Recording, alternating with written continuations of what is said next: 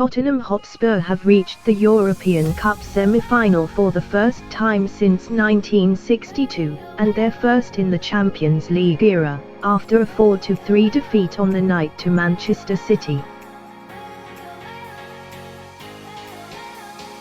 The North Londoners progressed to the last four on the away goals rule after Raheem Sterling's 93rd minute goal was disallowed by VAR. Fernando Llorente's 73rd minute header, itself checked for a handball, proved the crucial goal as City's hopes of an unprecedented quadruple came to an end.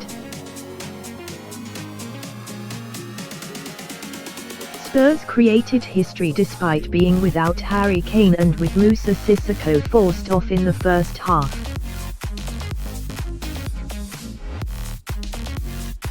Sterling had opened the scoring before a Son Heung-min brace put the visitors in control for the briefest of moments. Bernardo Silva made it 2-2 and Sterling then scored his second of the night, all within the first 21 minutes, a Champions League record number of goals in that amount of time.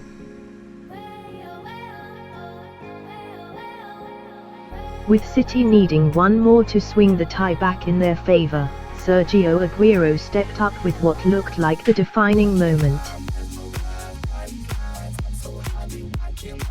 Instead, it was to be Llorente and perhaps more importantly, referee Kunit Kaksa who had the final say.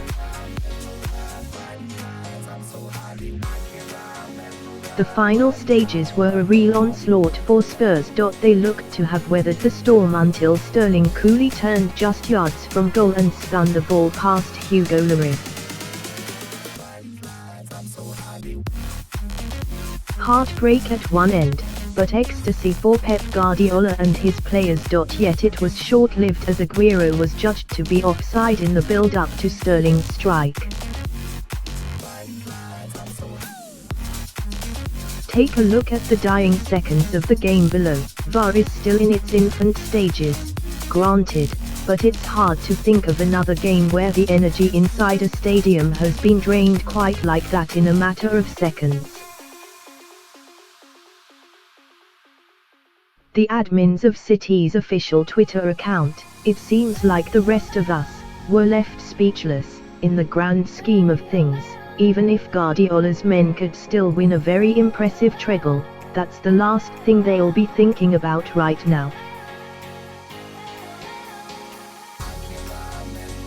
Having suffered defeat to Liverpool at the same stage of the competition last season, City must take stock of what this means for their wider aspirations.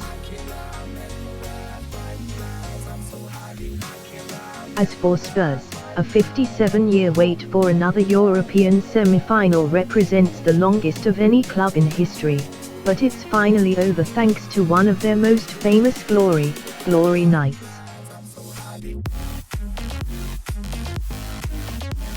Mauricio Pochettino is all about defying the odds, but even he had given up hope in those agonizing final seconds.